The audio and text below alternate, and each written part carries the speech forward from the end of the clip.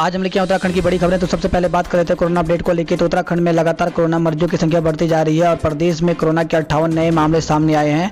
इससे उत्तराखंड में कोरोना मरीजों की संख्या 2402 हो गई है। तो लगातार कोरोना मरीजों की संख्या बढ़ती जा रही है और वहीं कोरोना से एक और मरीज की मौत हो गई है। तो इस प्रकार से उत्तराखंड में कोरोना मरीजों की मौत का आंकड़ा भी बढ़ता जा रहा है और मामला 28 पहुँच गया है। तो उत्तराखंड में कोरोना संक्रमण का प्रसार थमने का नाम नहीं ले रहा है। दिन ब दिन मरीजों की संख्या बढ़ती जा रही है। सोमवार को भी प्रदेश में 58 नए मरीज मिले हैं। इसके बाद मरीजों की संख्या 2402 हो गई। राहत की बात यह है कि कुल संक्रमित मरीजों में से अब तक 1521 यानी 63% ठीक भी हो चुके हैं, जबकि गढ़वाल व कुमाऊं मंडल में अलग अलग अस्पतालों और कोविड केयर सेंटर में 838 मरीज अभी भर्ती हैं। कोरोना पॉजिटिव 15 मरीज अन्य राज्यों में जा चुके हैं। वहीं अब तक 28 मरीजों की मौत हो चुकी है। और वही खबर आई है, हाई कोर्ट ने निजी स्कूल को आदेश दिए हैं, निजी स्कूल इस सत्र में नहीं बढ़ाएंगे फीस। तो प्रदेश में निजी स्कूल चालू शैक्षिक सत्र 2020-21 में किसी भी परिस्थिति में फीस में वृद्धि नहीं करेंगे। ऑनलाइन या अन्य संचार माध्यमों से पढ़ाई करने वाले स्कूलों को ही लॉकडाउन अवधि में ट्यूशन फीस लेने की अनुमति होगी। साथ में छात्रों को फीस जमा करने में देरी के कारण स्कूल से बाहर नहीं किया जाएगा। और वही खबर आई है, चीन ने माना गलवान घाटी में मारा गया सैन्य कमांडर। तो भारत गलवान घाटी समेत LAC पर यथास्थिति बहाली के रुख में पर कायम है। तो ग्लोबल टाइम्स ने कहा 20 से कम मारे गए चीन सैनिक। तो इससे पहले एक अन्य आलेख में ग्लोबल टाइम ने परोक्ष तौर पर यह भी स्वीकार किया कि 15 जून को हुई हिंसक झड़प में उसके सैनिकों की मौत हुई थी। इसमें कहा गया कि चीन मौजूदा तनावों को और ज़्यादा नहीं भड़काना चाहता, इसलिए वह हताहत चीनी सैनिकों की संख्या नहीं बताना चाहता। अगर चीन ने इनकी संख्या बताई जो यानी 20 जो मारे गए भारतीय सैनिकों से काफ़ी कम है, तो भारत फिर से दबाव में आ जाएगा। और वही खबर है, जवाब देने की तैयारी। तो चीन के मोल्टो सैन्य कैंप पर हुई दोनों देशों के कमांडर स्तर पर वार्ता। चीन ने मारे गए अपने सैनिकों को कुल संख्या अब तक नहीं बताई है। चीन सैन्य कमांडरों की कॉन्फ्रेंस में सेना प्रमुख ने चीन की चुनौती पर भी चर्चा की है।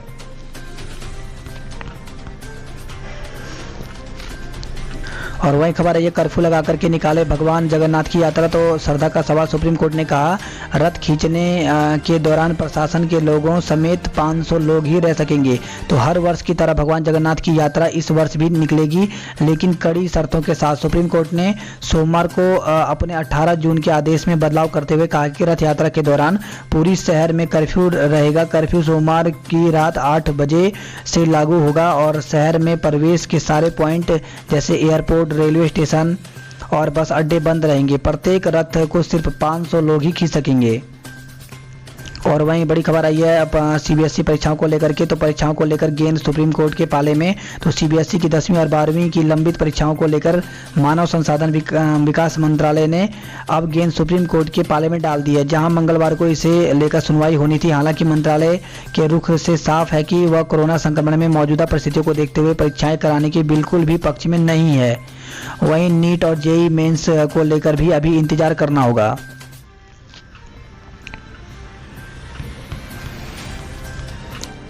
और इसी साथ खबर आई है, चीन सीमा पर न्यू जनरेशन ब्रिज तैयार, आवाजाही शुरू हो गई है। तो भारत चीन सीमा को जोड़ने वाली गंगोत्री हाईवे पर जिला मुख्यालय उत्तरकाशी से 5 किलोमीटर दूर गंगोरी के पास बैली ब्रिज के स्थान पर देश का पहला न्यू जनरेशन ब्रिज बनकर तैयार हो गया।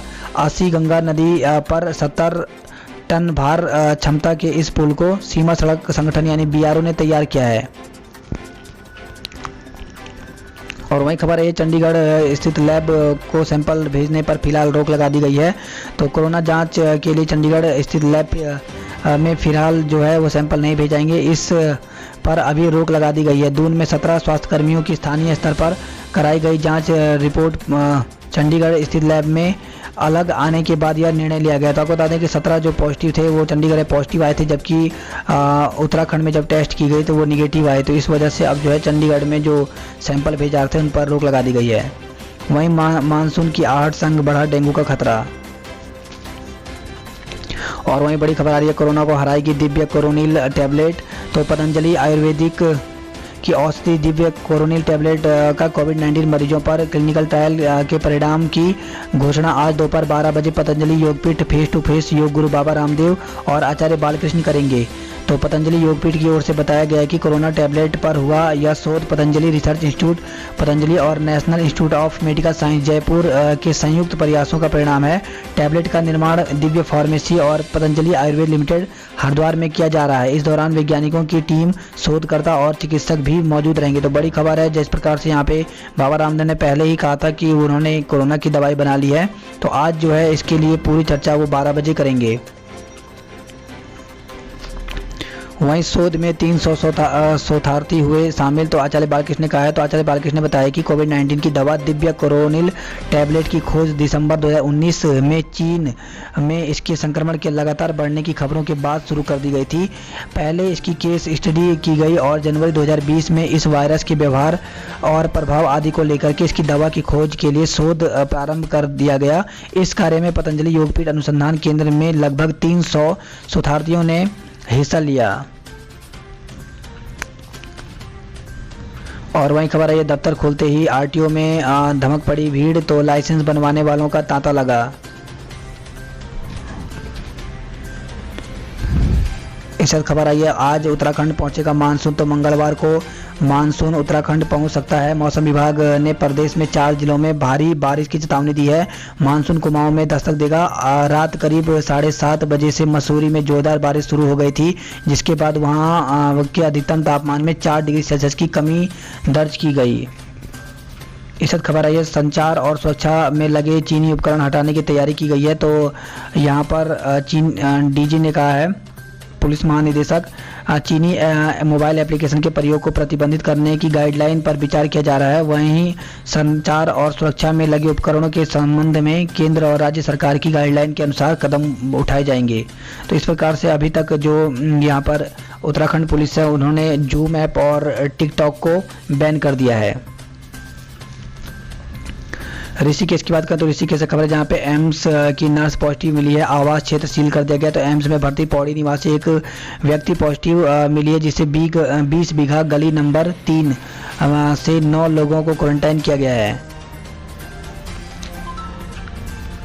और वहीं खबर आई है, कार खाई में गिरी, 2 की मौत। तो ऋषिकेश बद्रीनाथ हाईवे पर हुआ हादसा, 2 लोग घायल, एम्स में भर्ती किए गए हैं।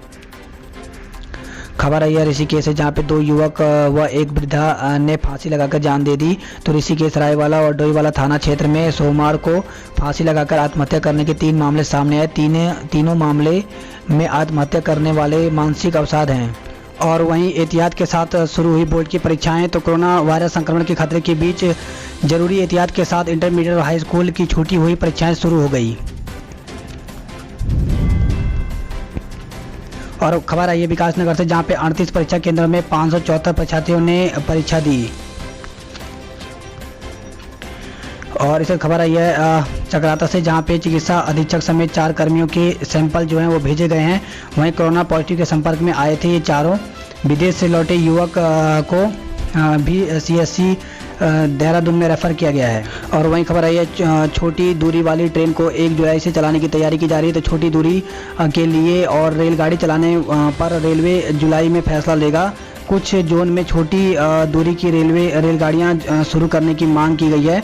तो रेल मंत्रालय ने साफ किया है कि मौजूदा विशेष ट्रेन के अलावा और अधिक ट्रेन चलाए जाने के बारे में फैसला गृह मंत्रालय की सलाह के बाद ही लिया जाएगा। और वहीं खबर आई है, त्रिस्तरीय पंचायत को मिले 238 करोड़। तो मुख्यमंत्री त्रिवेंद्र सिंह रावत ने त्रिस्तरीय पंचायतों को डिजिटल माध्यम से 238.38 करोड़ रुपए हस्तांतरित किए। इसके अलावा 15वें वित्त आयोग और राज्य वित्त आयोग द्वारा दिया पैसा भी शामिल है। और इसी के साथ खबर आई है, कोरोना से निपटने के लिए स्वास्थ्य विभाग को 25 करोड़ रुपए दिए गए हैं। वहीं कांवड़ यात्रा पर दिल्ली पंजाब के CM से होगी बात। तो त्रिवेंद्र सिंह रावत ने कांवड़ यात्रा को लेकर के जल्द पंजाब और दिल्ली के मुख्यमंत्रियों से बात करेंगे। सोमवार को सचिवालय में CM ने पत्रकारों से कहा कि CM ने बताया कि सभी उत्तर प्रदेश, हरियाणा और राजस्थान के मुख्यमंत्री से बात हो चुकी है। उन सभी का मानना है कि फिलहाल कांवड़ यात्रा स्थगित रखी जाए। वहीं कुंभ आयोजन को लेकर भी सभी विकल्पों पर विचार किया जा रहा है। और वही खबर आई है, पिथौरागढ़ से चीन सीमा को जोड़ने वाला जो वैली ब्रिज है वो ध्वस्त हो गया है। तो मुंशियारी मीलम सड़क पर सेनरगाड़ पर बना वैली ब्रिज सोमवार को टूट गया। वहीं हादसा तब हुआ जब पुल से पोकलैंड मशीन लदा ट्राला गुजर रहा था। घटना में ट्राला चालक और पोकलैंड ऑपरेटर गंभीर रूप से घायल हो गए हैं। और इसी खबर आई है LAC के पास चीन ने विमानों की बढ़ाई तैनाती। तो गलवान घाटी में संघर्ष के बाद भारतीय वायुसेना को अलर्ट पर रखे जाने के बाद चीन ने तिब्बत में पड़ने वाले 3 एयरफोर्स स्टेशनों पर लड़ाकू विमानों की तैनाती बढ़ा दी है।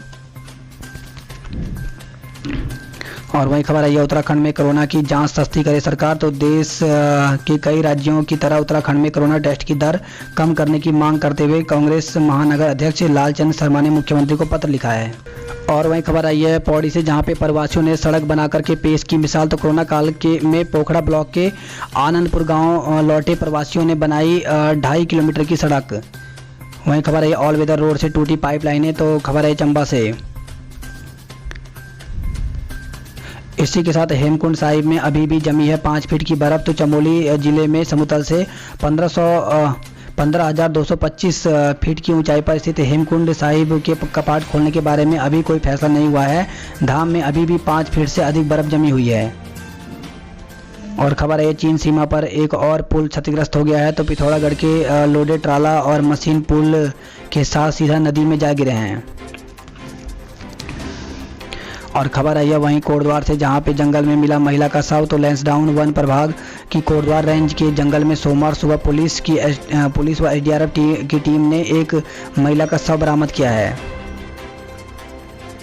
वहीं खबर आई है पुंछ में तैनात गढ़वाल राइफल्स का जवान शहीद हो गया। तो सीमांत जनपद चमोली के कोट कंडारा क्षेत्र के सोनाली गांव निवासी 8वीं गढ़वाल राइफल्स जम्मू कश्मीर के पुंछ सेक्टर में तैनात 38 वर्षीय सुरेंद्र सिंह नेगी की रविवार शाम हृदय गति रुकने से निधन हो गया।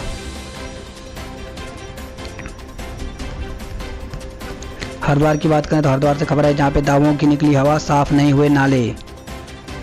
उत्तराखंड में भी आज से पहुंच सकता है मानसून। और वहीं खबर आई है हरिद्वार से, जहां पे मीट प्रतिष्ठानों पर छापेमारी कर वसूला जुर्माना। वहीं खबर है हरिद्वार से, जहां पे बंद मकान में नकदी और लाखों की जेवरात की चोरी हुई है।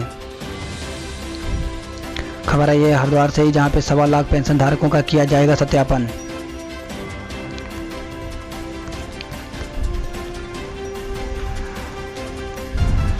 अल्मोड़ा से खबर है, जहाँ पे 3 मंजिला मकान खाक, बुजुर्ग जिंदा जली।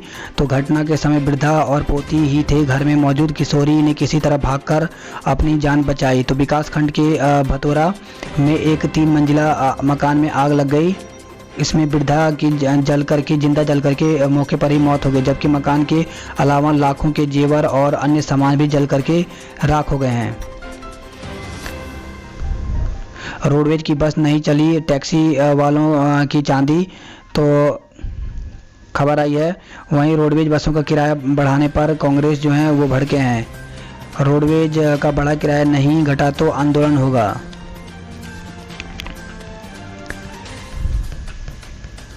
और वहीं खबर आई है नैनीताल से, जहाँ पे ट्रकों से ढुलान महंगा, निगम भी घाटा पाटेगा। तो हल्द्वानी के ट्रांसपोर्टर ने 15% तक बढ़ा दिया भाड़ा। और इस खबर है हल्द्वानी से, जहाँ पे शराब की 15 दुकानों पर बंदी की तलवार लटकी हुई है। तो 15 दुकानों पर संकट के बादल मंडराने लगे हैं। आबकारी महकमे को सिक्योरिटी मनी की पहली किस्त अब तक शराब कारोबारियों ने जमा नहीं कराई है। और वहीं खबर आई है नैनीताल गर्म पानी से, जहाँ पे नैनीताल गर्म पानी में 3 हादसे में एक की मौत हो गई है। इसी खबर आई है हत्या और गौ हत्या के आरोपित को बेल नहीं। खबर आई है रामनगर से, जहां पे बेल पड़ाव में कैमरे में कैद हुआ गुलदार। यूओयू के योग विषय में 14 राज्यों के विद्यार्थी। तो विद्यार्थी का रुझान योग विषय में को लेकर बढ़ रहा है। यही कारण है कि उत्तराखंड मुक्त विश्वविद्यालय में ही देश भर के 14 राज्यों के 2500 विद्यार्थियों ने प्रवेश लिया है। और वहीं खबर है ड्यूटी को लेकर के भड़के उपनल कर्मचारी। तो मेडिकल कॉलेज के प्राचार्य को घेरा, बोले नियमित स्टाफ को भी ड्यूटी पर लगाएं। वहीं खबर आई है नैनीताल से, जहां पे गुरुग्राम के युवकों ने दी झूठी जानकारी। तो गुरुग्राम से 2 युवक बिना पुलिस को सूचना दिए शहर स्थित आयरपाटा स्थित अपने घर पहुंच गए। इतना ही नहीं, दोनों ने मेडिकल परीक्षण के दौरान गाजियाबाद से आने की झूठी सूचना भी अस्पताल प्रबंधन को दी। और वहीं खबर आई है होटल 10 बजे तक खुलें तो मिलेगी राहत। और इसी के साथ खबर है 72 साल की उम्र के में आबाद कर रही डाली और बंजर भूमि को।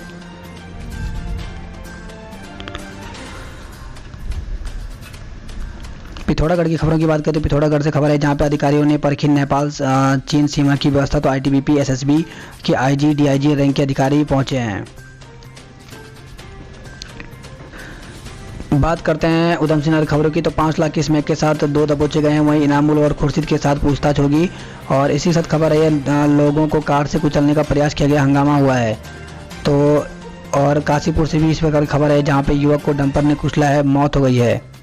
रुद्रपुर से खबर है जहां पे अश्लील हरकत करते युवती समेत 3 लोग गिरफ्तार किए गए थे। सुभाष कॉलोनी स्थित सार्वजनिक स्थल पर अश्लील हरकत कर रहे युवती समेत 3 लोगों को स्थानीय लोगों ने पकड़ लिया। और खबर है काशीपुर से जहां पे लापता किशोरी लौटी बहन पर आरोप। तो 3 माह पूर्व किशोरी के अपहरण प्रकरण में सोमवार को एक नया मोड़ आ गया। किशोरी सुबह नाटकीय अंदाज में खुद कोतवाली आ पहुंची। आरोपित पिता पुत्र को निर्दोष बताते हुए अपनी बड़ी बहन और उसकी सास द्वारा गलत काम के लिए दबाव बनाने के लिए घर चलते भाग जाने की बात कही। पिथौरागढ़ से खबर है जहाँ पिथौरागढ़ निवासी छात्रा ने फांसी लगाई है। और वहीं बढ़ती महंगाई के खिलाफ सड़कों पर कांग्रेस। तो राष्ट्रपति को ज्ञापन भेजकर सरकार को बर्खास्त करने की मांग की है। वहीं खबर है रुद्रपुर से जहां पर चीन राष्ट्रपति का पुतला फूंका, शहीदों को नमन किया है।